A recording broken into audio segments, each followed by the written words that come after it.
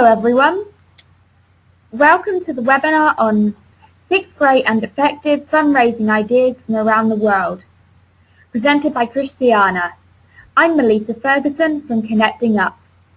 If you have a question, you can type it in the question box and we will cover them as we go along. After the presentation, we will be sending everyone a copy of the slides so you can go through them at your leisure.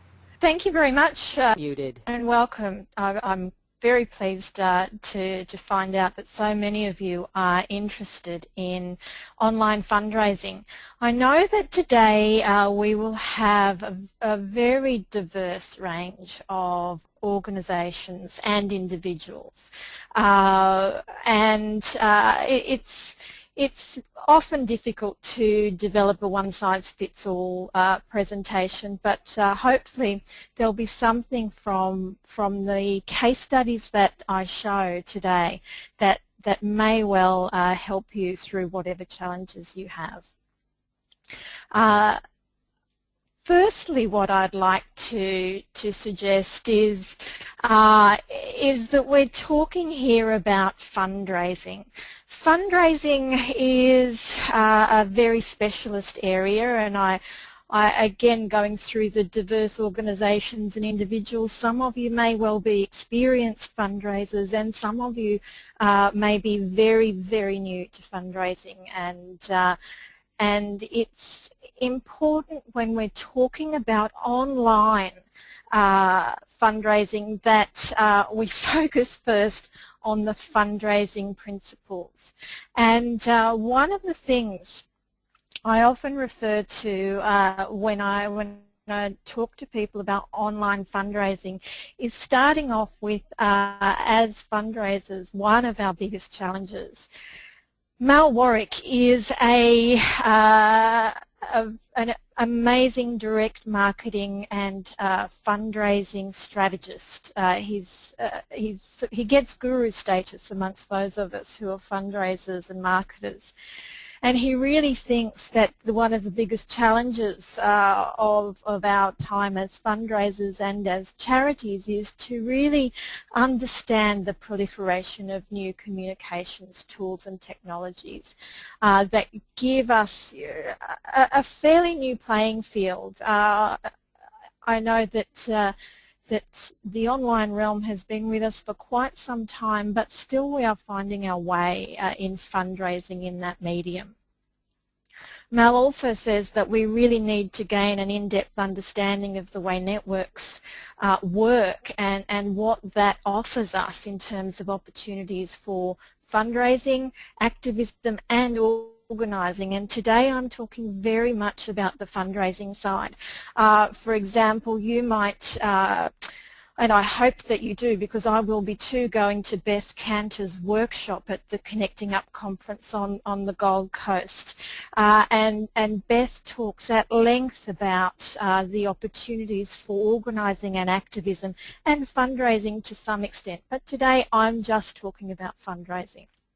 And by the way, her workshop is not to be missed. It's amazing that our friends at Connecting Up have brought her to our shores. And also Mal says, you know, there is a growing importance of the multi-channel marketing, and we'll look at integration today and integrating online and offline fundraising, really to focus on our donors.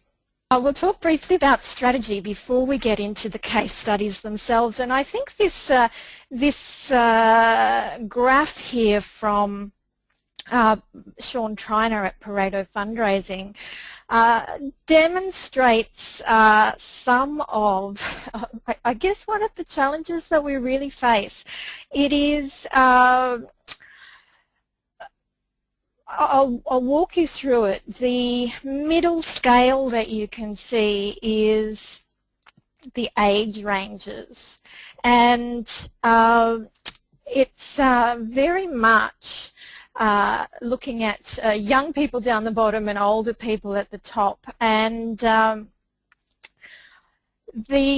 that mark around the 40-year-old mark is really, you know, looking at people who were born in about 1970, around that time, those people grew up with computers at their desks and in their workplaces, and that was normal for them. Before then, perhaps when email exists, and many of you may not remember the time when email first came about, an organisation would have one email address that they would all share, and before that there was nothing. So we look at the top circle there, sort of the grey looking circle, and those are the people you know, in the age range of 60 and onwards. They are the traditional donors to charities. You know, that's where the direct marketing, the letters that you might get from charities, the telemarketing comes in. The middle sort of section, you know, looking between 40 and say 70, you might be looking at, you know, some of the World Vision child sponsors and child sponsorship type products, and the yellow circle down the bottom is really looking at those people who sign up to monthly giving face-to-face, you know, on the street, those canvassers that you have who ask you to support a charity and sign up to monthly giving. And so really the bulk of our fundraising and the most effective fundraising still comes from, you know, that very top circle, the sort of direct mail, direct marketing concepts. And so we're fundraising, and those donors, the older donors, are the ones who really give to our causes. So the challenge to get younger donors or newer donors, and as is often the case, particularly with online fundraising, it's you really do need to think about that, because younger people often have less of a capacity to give to organisations like ours. So that's just one of the first things to think about when it comes to online fundraising and strategy. Who is the audience? Why are we trying to engage them? Because we'd love to have lots of young online donors, but acknowledging that that actually it's older donors who have made the bulk of their income in life. They're the ones who now often support many of the charities that we know and love, and you may find that in your own organisations. We'll also look at thinking about where income in Australia and in fact New Zealand comes from. And this again is from Pareto Fundraising. They're very kind to share this great slide with us. They run a benchmarking project of charities in Australia and New Zealand who share their transactional data. That's the real data that is given in terms of donations. And so in this particular graph, you actually see income that's represented. I think about 49 charities participated in this particular year. And when we look at the income or aggregated of those 50 or so charities, we know that most of their income is still from direct mail. And you can see that online is a very small percentage of it. It is growing, although much of that growth is seen by 2 or 3 of the charities who've participated in this particular benchmarking project. And of course, phone fundraising is also an important portion, but really, if we look at the contrast between the green and the yellow there, that's where we look at sort of the traditional direct marketing and direct mail techniques, and the yellow is the online. And please note that this is actually cash income by channel of solicitation, which is how the gift was asked for, not necessarily how the gift was given. So, for example, one might ask for a donation through direct mail, but it may be given by the donor by phone or by the website. So this is how we source our donations in particular. Okay.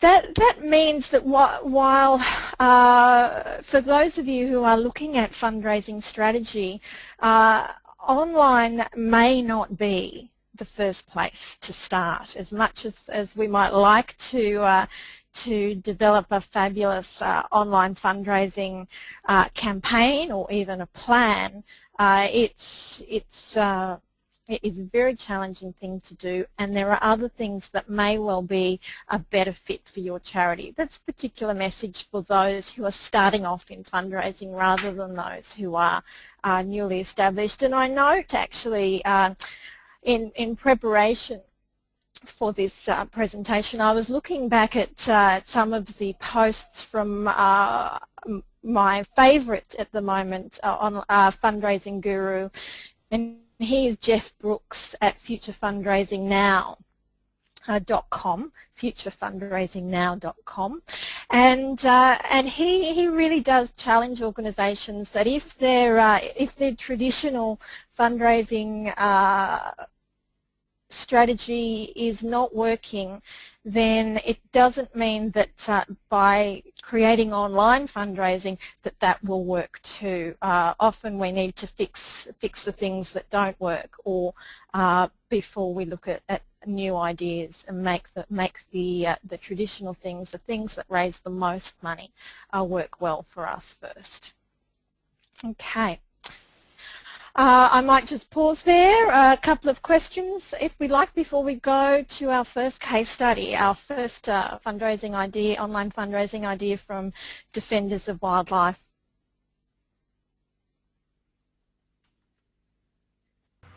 Thanks, Christiana. At the moment we don't have any questions, so we're good to go straight into the study. All right, fabulous. Well, Defenders of Wildlife is one of my favourite online fundraising organisations. The reason is because they do it so well.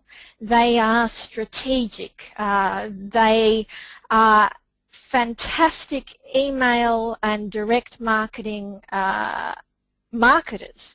They trial, they test, they refine, and they have built a very substantial base of, and this is great for many of you, I imagine, donors, activists, members, and friends.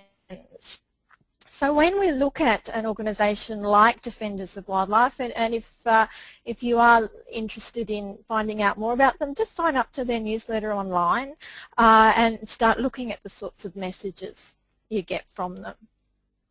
So when I talk about bread and butter online fundraising, that ultimately, while there are some clever ideas out there, and actually there are quite a few clever ideas out there, ultimately most fundraising online happens on your website and via emails.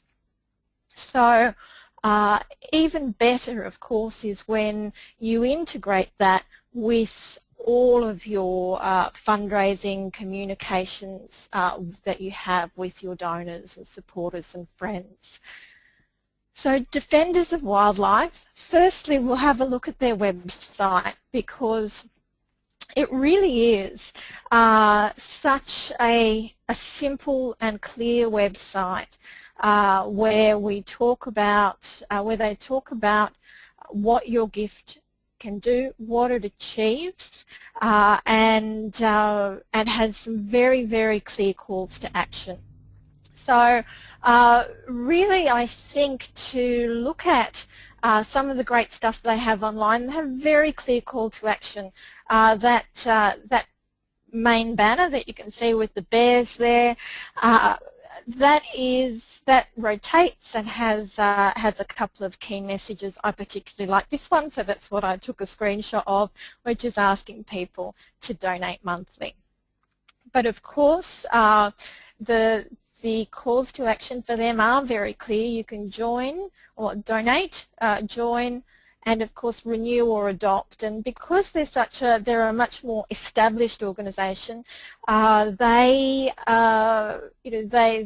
have more than just the join and donate type buttons, because many of their members and donors renew every year, and that's an important part of their plan.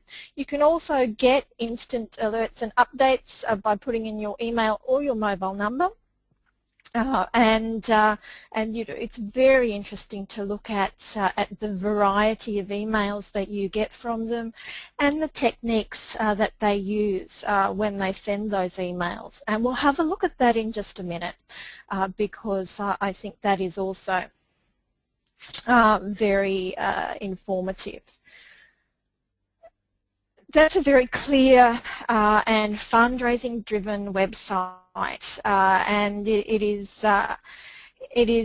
a constant challenge for organisations to really determine what that space is used for, and what the priorities are there. And I think Defenders of Wildlife is very clear in terms of wanting members, because they're a campaigning and activist-based organisation, and donations. If we look at an email that I got from them just the other day, in fact, and this was a reminder email, by the way. They had actually sent it to me, but I hadn't paid much attention to it. It's true, and there was a little note up the top that said, just making sure you saw this urgent message. But the rest of the message that you can see there is the original message that was sent to me, so we'll focus on that. And this is one of their campaigns to help save the bison, and you can see it's a fundraising email that uses some of the direct marketing techniques that we see that work very well in email.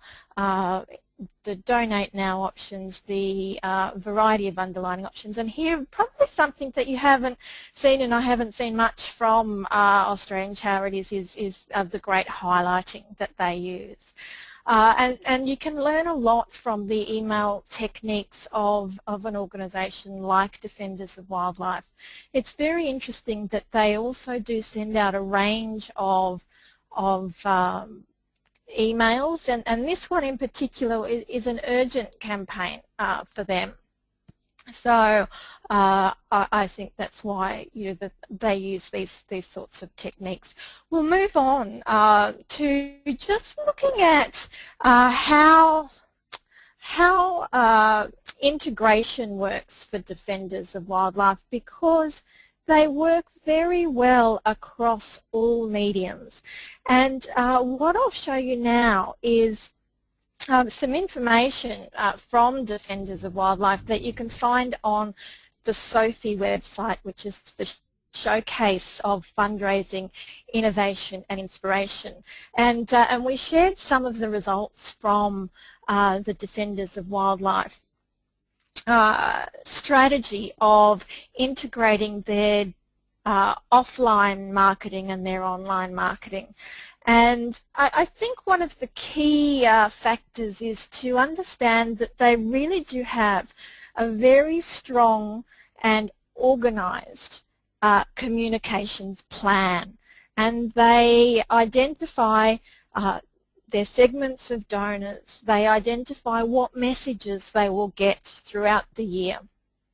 They also identify how donors will get those, and activists and members and so on will get those messages. And that is actually integrated across their website, their emails, their mail, their phone program, and even their face-to-face major donor program, which is where they talk to some of their key donors face-to-face on the phone to connect with them for those much higher gifts.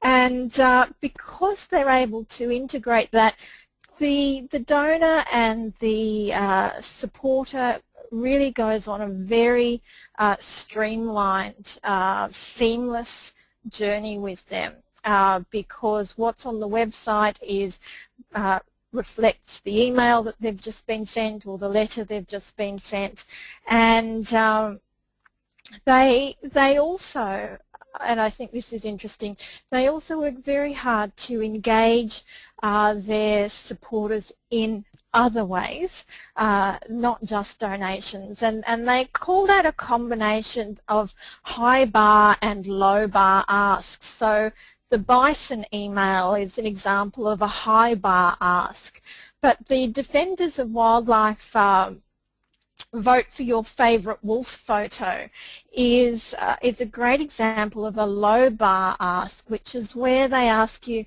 to vote for your 2010 membership card. This is now an annual campaign. The first time they did it was in 2010, and because it's a membership organisation and their members get a membership card sent in the mail, they have an annual photo competition for the photo that appears on that. And what that does is engage people in other ways, and it might engage people who've not given before, and we'll have a look at the results, in fact, of their membership card vote in just a minute. That's an example of a low bar ask. And so when we looked at, particularly at that membership card vote, they raised $130,000 and 2,000 new donors, and they actually found that 55,000 people voted. That's they have a very large supporter base, but that even surprised them. And so I think that the tips from Defenders of Wildlife is get your house in order. Start by making sure your website and your email is the best it can be. With your website, have a clear call to action and other secondary actions, and think about mixing up the messages between high bar and low bar asks. They also send thank yous, and their thank you emails are literally just a thank you, and they're quite lovely, and they usually include some really beautiful photography. And think about how you can integrate the messages that you send your donors across all the platforms that you might send that information, and having that really focused in a communication plan so that people are working together. Particularly for Defenders of Wildlife, they had quite a large marketing team now. They never used to, of course, but that means that they really have to work as one team to make sure that they really do integrate that for the donor rather than for the convenience of themselves as an organisation. Okay, so we might move now to our next case study, which I'm going to look at chaperoned emails. I'll pause after this case study if we have any questions about the Defenders of Wildlife or the chaperoned email campaign that was run by Care Australia. And again, you can have a look at this in depth at sophie.org, the showcase of fundraising, innovation and inspiration. And you can see at the bottom of the chaperoned email slides, and on each slide you'll find links that you can go to give you more information about these campaigns. This is one of the interesting campaigns that I show for organisations who are often starting from scratch. How do you build up an email list, a list of donors or potential donors?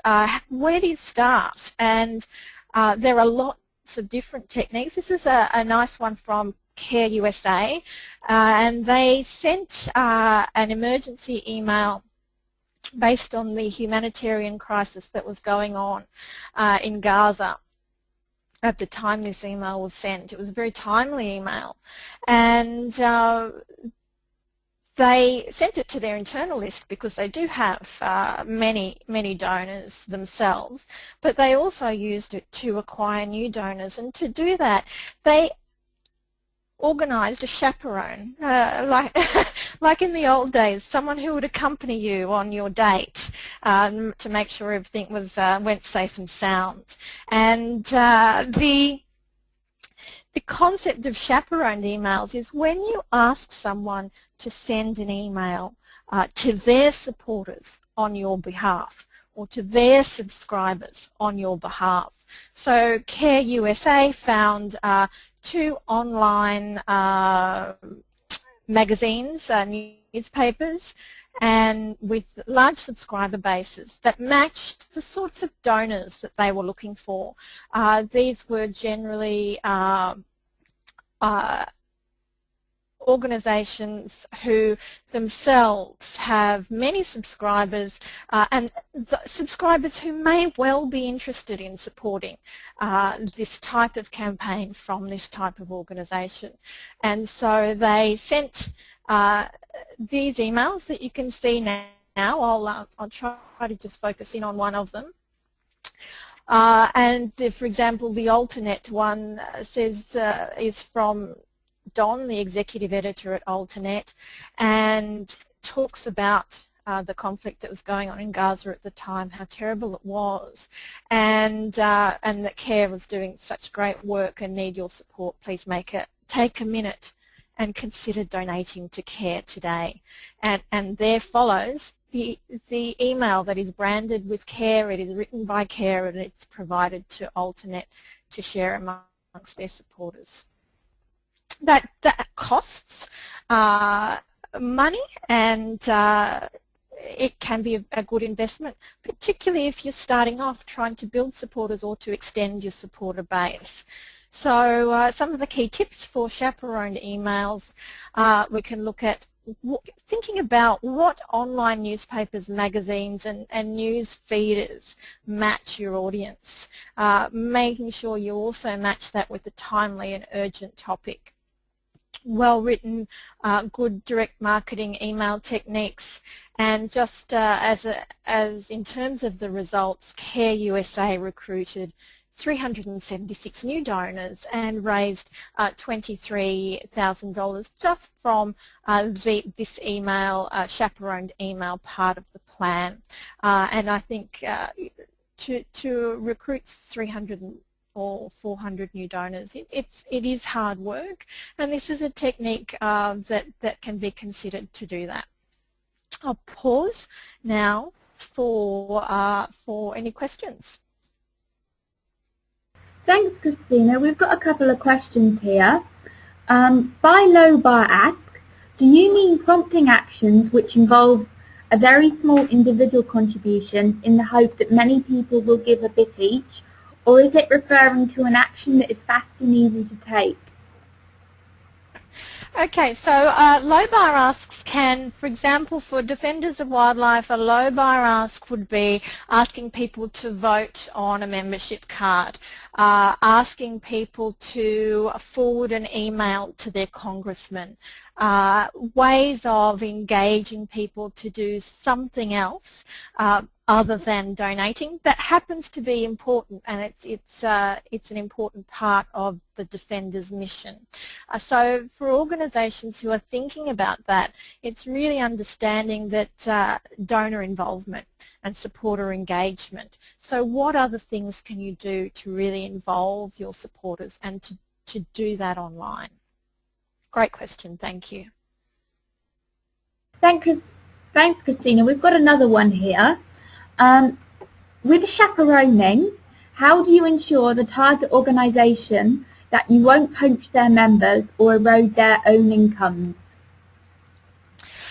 So to the chaperone organisation, okay, so this is where you need to look at the benefits to both organisations, and to begin with, these chaperoned organisations in this particular case are not other charities, they're commercial organisations really, or possibly non-profit news type organisations, and they have their own desires to keep their subscribers, to obviously make money, because they need to do that to survive. So if you can offer them, you do need to often pay for this type of service, so they are paid for this, and also you're asking people to donate to a charitable cause, that is enough. But for some organisations, that they just won't be of interest to them, and you know, sometimes no convincing will help. So ultimately, it's more beneficial to look at the benefits to your organisation and to theirs, and to really work through that. Thanks, Christiana. We've got another question here.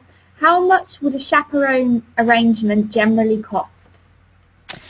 Well, I think if you look at the Care USA example, and we're looking at USA mailing lists in particular here, I am not certain that there are enough organisations in Australia doing this to really be able to start to determine that. But the cost for the campaign, which included the email, the copywriting, the sending by the vendors and so on, was about $1,500 US at the time. That's just their example, and ultimately you need to look at this as a part of your strategy and what you might need to invest in to make this work for you. Thanks, Christiana. Those are all the questions to do with the case studies for now. Okay. Great. We might move on to Epic Change, and you may well be familiar with the concept of tweets giving that was developed a few years back. I think that there's still some things to be learned from Epic Change and tweets giving. Just for those who are not familiar, this was a Twitter campaign that was developed by an organisation called Epic Change and built around the holiday or festive season of Thanksgiving in the US. And the key activity was to share what you're thankful for or what you're grateful for. So that meant that people could tweet what they were thankful for, and they could also connect with, via Twitter, the kids in Tanzania at the school that was of interest that was going to be the beneficiary of this campaign. They were trying to build a school, and a classroom, and the Twitter kids of Tanzania were all given their own Twitter accounts, computer, and could tweet for themselves, and people on Twitter could see that, share that, reply to that, respond to that, and of course also hopefully that people on Twitter would go on to donate to Epic Change. So we'll look briefly at the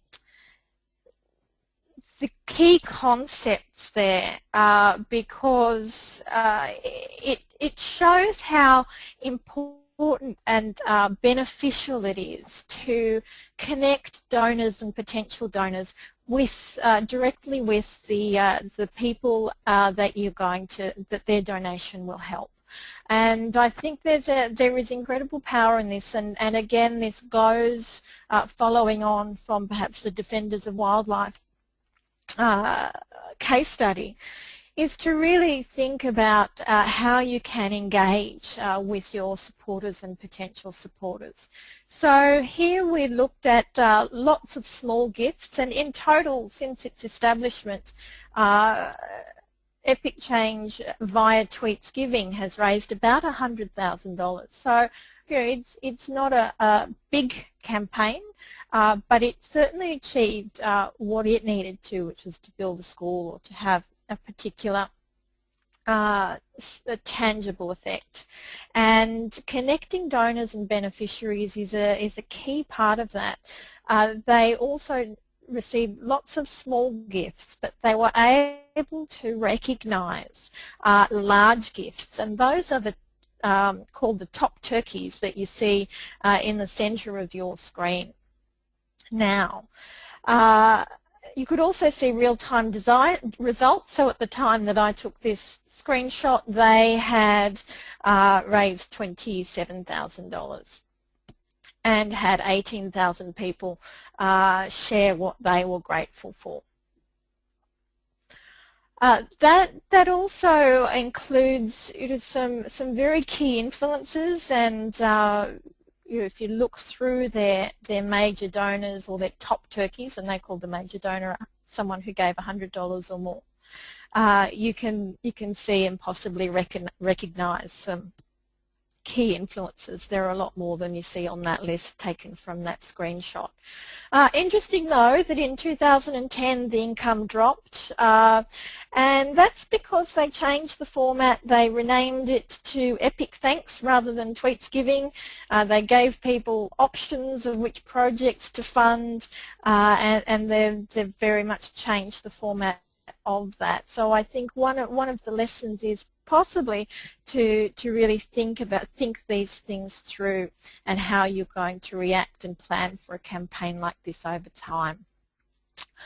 I'm going to skip on to our next example, which is sorry,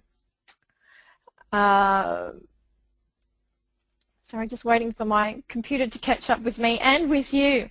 Adopt a Word, which is a great fundraising idea from a UK charity called ICANN.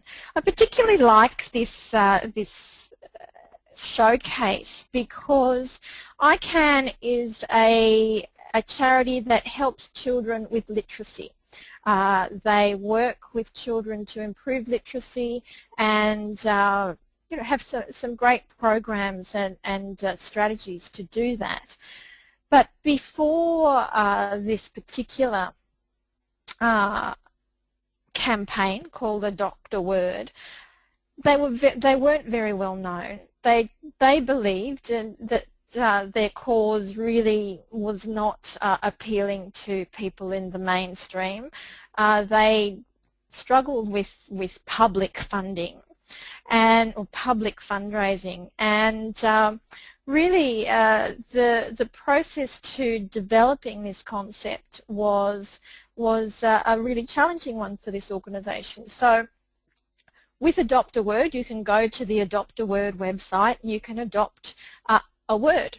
You can search for a word and adopt it for a small fee, and you can actually adopt that word for 1 year. And you can see actually that I have adopted the word fundraise, and it's an old sponsorship certificate, and I think that I've adopted it for a few years, and I maybe forgot to adopt it this year. So maybe one of you might like to adopt the word fundraise by going to the Adopt a Word website. One of the key people who helped them promote their plans or their campaign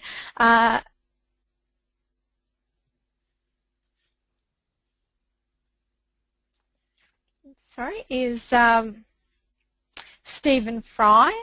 And Stephen Fry tweeted when he adopted the word wordy, funnily enough, and that led to a huge spike in donations, for them £7,000 in 1 week following Stephen Fry adopting the word wordy. But also, more importantly, this has helped them develop partnerships with Collins, the dictionary publisher. They have raised about $90,000 in 2.5 years or so. Almost 3,500 new donors, 1,500 Twitter followers, and for an organisation that really didn't think they had many options for public fundraising, this has opened a lot of doors for them. So I'd encourage you can find out more about the Adopt a Word case study from the person Claire Horwood who actually developed the project. And if you go to the Institute of Fundraising and search for the Adopt a Word case study, because the link doesn't really help you get there, you will hopefully be able to find a PDF presentation. Also, you can hear a little bit more about it again at sophie.org. I think that that for those of you who really think that perhaps your causes don't engender public fundraising support, in many cases that may well be true, but I think Adopt a Word has shown that there are often, or there are sometimes ideas and options, and you know, that new income stream for ICANN and also the new supporters has really helped them. Okay, so I'll jump on to one more case study, just mindful of the time. We'll look at digital storytelling and unfundraising at Ola Nagali village. With all credit to a terrific digital strategist and all-round misfit. He's publishing a book at the moment, AJ Leon. He shared this particular case study at the at the International Fundraising Congress that's held in the Netherlands each October. And this was a real eye-opener for me because this looked at how you can develop support around a small project and using storytelling and a couple of other techniques really build a core group of supporters. And Ola Nagali village is actually a project there to assist that village is run by Global Hope Network International, that's GHNI.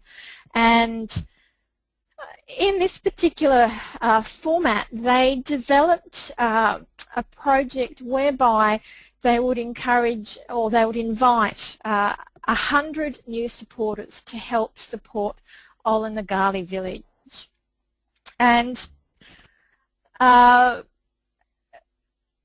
to do that, they started they developed a small website, and only 100 people could join this particular extended village and follow the journey of the village, which would show, of course, what their donations achieved. They were asked to give a monthly commit to a monthly donation for 3 to 5 years with particular outcomes at this village. And the photos that you see there on the page are from, in fact, a photojournalist from the village. He was given a mobile phone and would take photos and write a small caption with the photos to show what was going on, and he would then send that up to this blog, which was a Tumblr blog, and donors could share that journey. You can read more about this this particular project at my blog. I wrote an article following on from AJ showing this to fundraisers in Amsterdam. And I think the key concepts was it was an online project. It was based on monthly giving, where people were giving from their credit card or bank account. Actually, I think through PayPal as well, every month. The digital storytelling was particularly driven by the local person who was given the job of being the village journalist with his mobile phone. To recruit the donors, they had a good relationship, or they developed a good relationship with a blogger who had a very large audience, and invited her to be part of that and to visit the village. She blogged about that experience, and as a result, readers of her blog, as soon as this campaign was launched, in 3 hours, they recruited their 100 monthly donors that they needed for this village. They focus very much on experiential philanthropy, which is really taking the donor on a journey. And technology. In this case, they used Tumblr as the blog, the mobile phone for the local villager who was given the job of journalist. They used MailChimp for the email updates. Facebook, they actually set up a private Facebook area for the 100 donors who could access the project managers and key people at GHNI. And they also used GoToMeeting, where they set that up in the village to share village meetings. And as a donor, you could log in like you guys have today, and you could see what was happening at Ola Nagali village. And that was also an incredibly powerful tool to bring people closer and to share the stories of the impact the donors' gifts were having on Ola Nagali village. Okay, I'm just going to move on to one more, our sixth case study, and and following on from that, I'll open up to some more questions. Now, this, of course, is, you'll possibly notice also from the amount of information, this is probably my favourite online giving idea or example. The reason is it has all of the best fundraising techniques, and it has raised significant money. And it's great to look at online fundraising that might not raise any money. There are plenty of examples of very small gifts, and it's hard as an organisation to really get online to work strategically for you. So we started off with the Defenders of Wildlife strategy, and now I'll share the Soy Dog Foundation, particularly with credit to Leonard Coyne, who's helped provide a lot of this information today. He started off not as a fundraiser, but has learnt and is in fact a natural fundraiser and becomes more of an expert with every passing day. The benefits to Soy Dog have been tremendous. So here we look at building monthly donors with Facebook. And I know that there are many organisations who are interested in fundraising on Facebook. I also know that there are very few examples of very good fundraising that raises significant, strategic, replicable income on Facebook. And I also know that there are very few examples of any online fundraising that you can pick up and adopt as your own. And I think Soy Dog ticks a lot of the boxes here. Firstly, to say that Soy Dog is an organisation based in Thailand. Soy Dog means street dog in Thai, and while it is a Thai organisation, their supporters are international.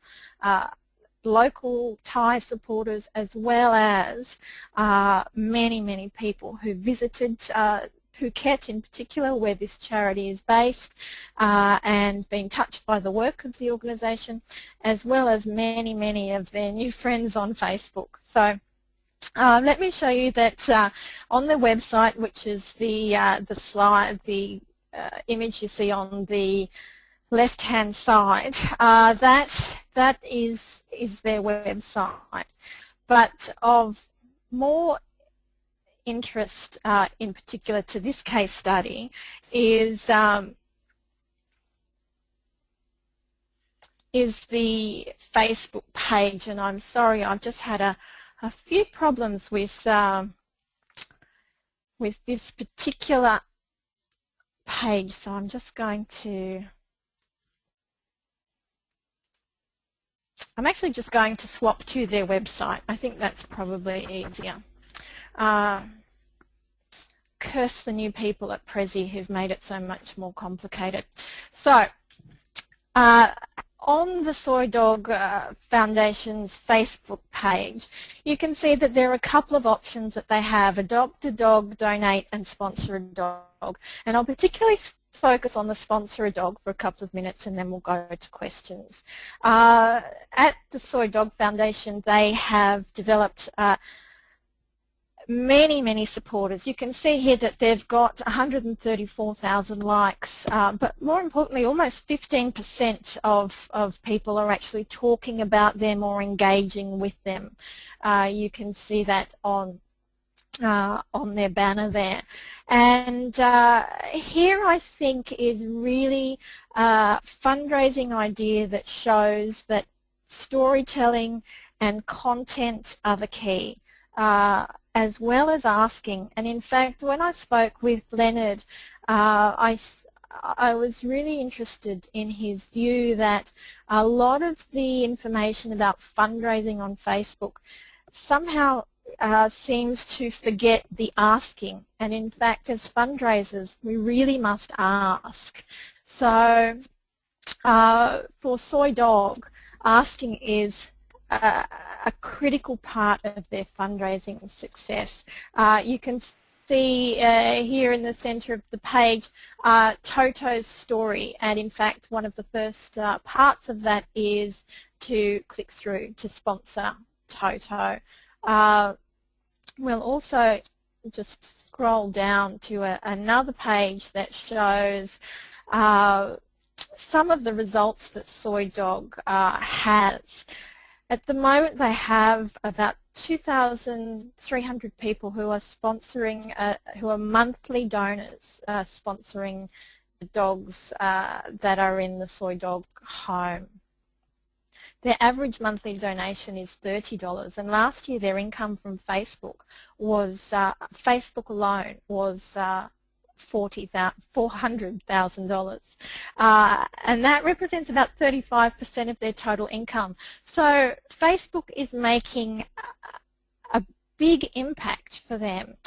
The reason why, I think, from analysing the way they do things, and again with my conversations with Leonard, is that fundraising is ultimately about storytelling, and content is a key driver of the advertising and the sharing that goes on between Soy Dog and the people who like Soy Dog and those people's friends. Fundraising is also about relationships. So Soy Dog regularly engages their supporters on the Facebook page, new friends, and it's picking up, in fact, 2 or 3 new sponsors every day when they engage with and have conversations with their Facebook friends. Fundraising, as I said before, is about asking, and most donors give to an organisation or to a cause because they were asked. Facebook seems to, as Leonard says, Facebook seems to have little of that going on, and in fact a lot of online fundraising, to use that term loosely, has little of that going on. Soy Dog is really one of the few exceptions to this, and it's a key driver of their success. All of their advertising, many of their posts, they're asking, they're very direct about it. They need help, and they are engaging with supporters and asking them. Also, I think perseverance is really absolutely essential, and I think that Leonard has seen a lot of this too, that organisations give Facebook a try, then they give up, then they might come back to it, or it was someone's job and now it's not anybody's job, and there are all these problems that go on with having a consistent and active presence on Facebook. If you do it, you have to persevere. I see Soy Dog as the little red engine that could. They've been working on this for years, and you have to work at it. You have to be present. You have to engage, and you have to ask. And you have to do that all the time. And their engagement levels are tremendous. That 15%, almost 15% at the moment, of people who like them are talking about this, and that percentage changes depending on the time of day that you're looking at Soy Dog's website. So much of their monthly giving is driven in a way where they pay for their advertising. There are 2 main ways to do that, and that is through sharing stories, promoting posts, or by having links going directly to your website. And one of the things I think that has been most interesting to learn is that that process of taking someone from Shiva's story, a post that you can see here, to into Facebook to learn more about Shiva, and then to the Soy Dog website to become a monthly donor is tremendous. And in fact, I saw a message today on Soy Dog's Facebook page. One of the people who was trying to make a donation said, "Oh, your sponsorship page on your website is broken." What happened to be down for maintenance, but you know, it's not very often that donors will tell you, "I can't make a donation," because they're out there trying to make that donation. It's a tremendous success story, and I think one that many people can consider. I'll stop there and open up to questions once again. Thanks, Christiana, sorry. So our first question is, how can we overcome stigma associated with a cause? My organisation is an AIDS council, and we find the stigma associated with AIDS has limited our fundraising efforts in the past. Okay, I think this is really it is a tough question for an organisation like yours. It often comes down to audience, and I think for audience it's important to understand, not just for your organisation but for many out there, most people won't support you. Even some of the biggest organisations, most people don't support them. They do happen to have a lot of supporters, but understanding really who the audience is, how can you connect with them, how can you connect with the people who care, and that work on understanding your audience is the key, and also understanding and acknowledging and not being surprised or upset that there are people out there who really couldn't care less, who don't want to support you, perhaps in fact might want to do the opposite, make things difficult or challenging for you. And ultimately that work to understand your audience, knowing where to find them, knowing the right tools and techniques to find them is going to serve you well in the long term. And I think it's easy perhaps to jump to some of these ideas when you actually probably need to go back possibly 10 steps to really look at, well, who is our audience, how do we engage with them, how do we find them, and how do we identify the people who don't care. So for example, the Soy Dog example is quite an interesting one for you guys, in that the way they word their ads, the way they do that, they actually try, and the way they target their audience within Facebook is trying to weed out the people who they don't want to click on those ads. So, so thinking that through is actually really important. Thanks, Christiana. So our next question is, do you often see fundraisers running into issues when fundraising online with the need to get many licenses? That is, needing to be a registered fundraiser in many states instead of just one. Licensing across Australia is significantly challenging, but if you are a national organisation, that's just what you have to do. If you're based in a particular state and working within that state, then that's fine. But as soon as you are really working and fundraising in different states, whether it's phone or online, you really need to start looking at those licensing. It's not difficult, it's just a process that you need to go through in the same way that you need to get all of your legal transparency processes in line, and once it's done, you can just move on. Thank you, Christiana. Our next question is, what about when you are working on a long-term intractable problem, such as educational disadvantage? How do you create a sense of urgency in an online campaign when you're working on a long-term problem? That's a big question, and to sort of try to break that up, I use an analogy actually from Sean Triner at Pareto Fundraising.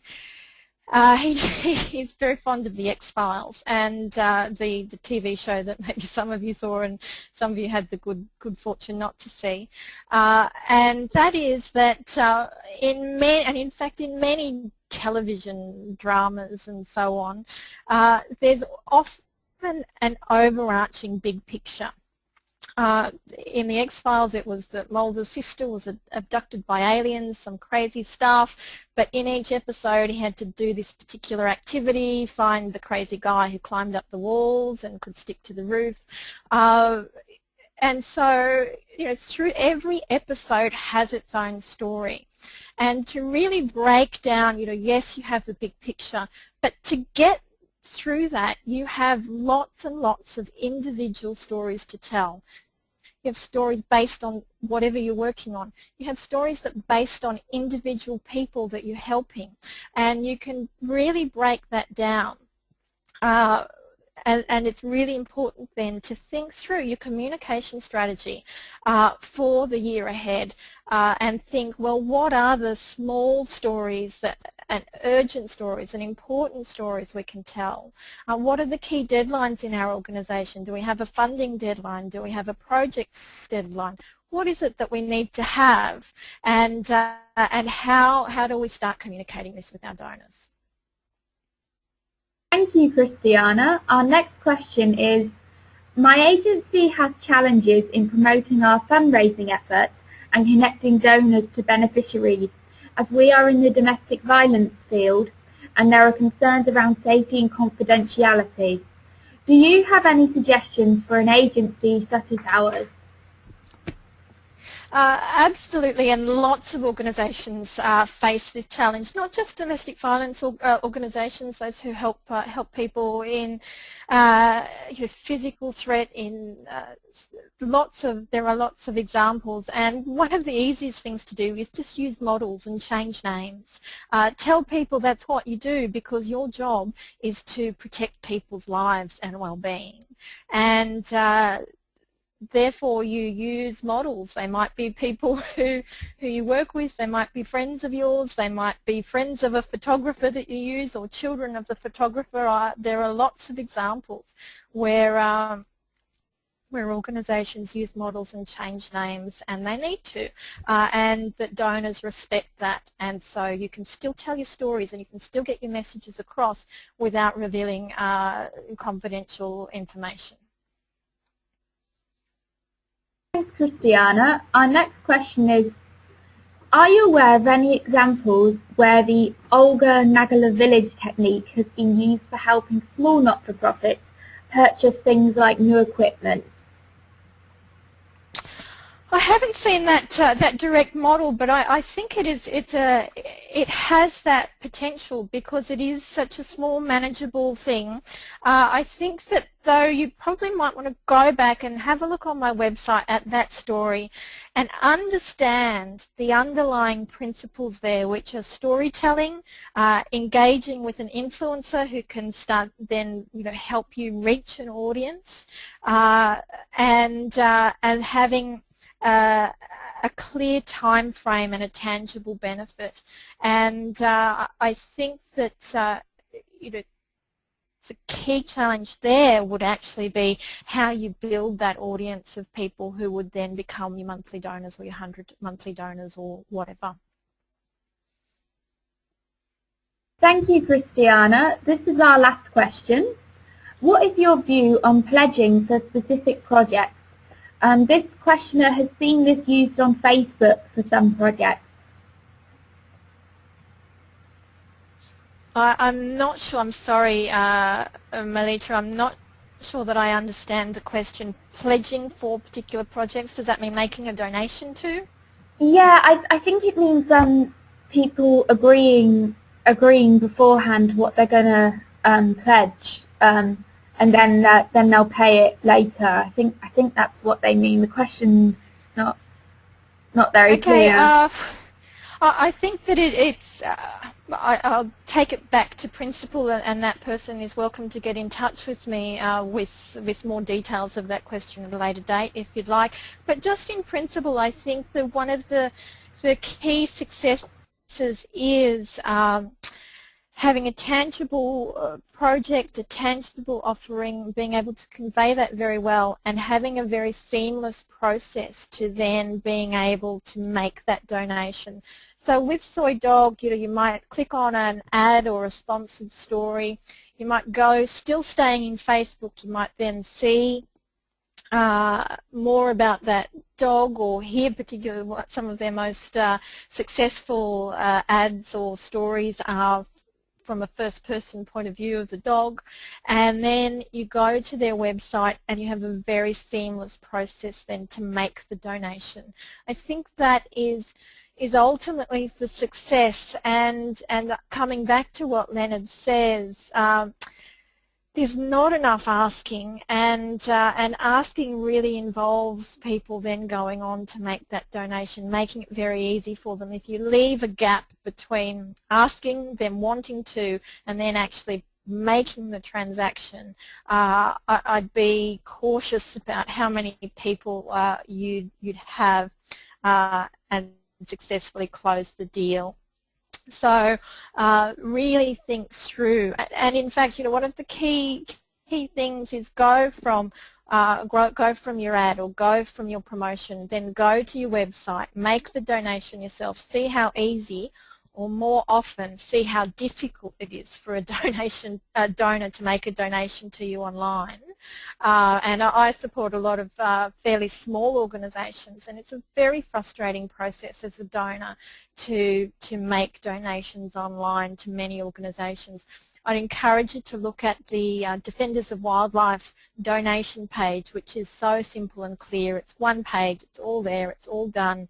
At the bottom of the page you click and you've made the donation. And I think with perhaps the concept of pledging, you don't have that driver to get them to the donation page, and in fact any motivation may well be lost.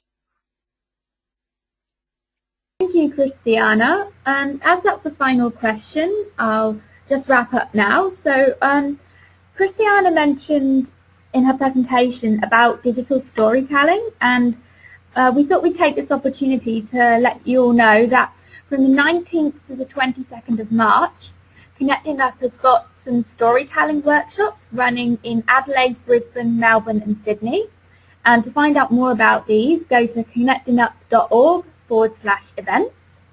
And we've also got Beth Cantor speaking as the keynote speaker at our conference. And she's also doing a full-day masterclass, as Christiana mentioned in the beginning. And our conference is going to be from the 15th to the 17th of May. And you can see more about that at connectingup.org/conference. So I'd also like to thank Christiana for presenting, and thank you to everyone for joining us. We hope to see you in a webinar soon. Enjoy the rest of your day.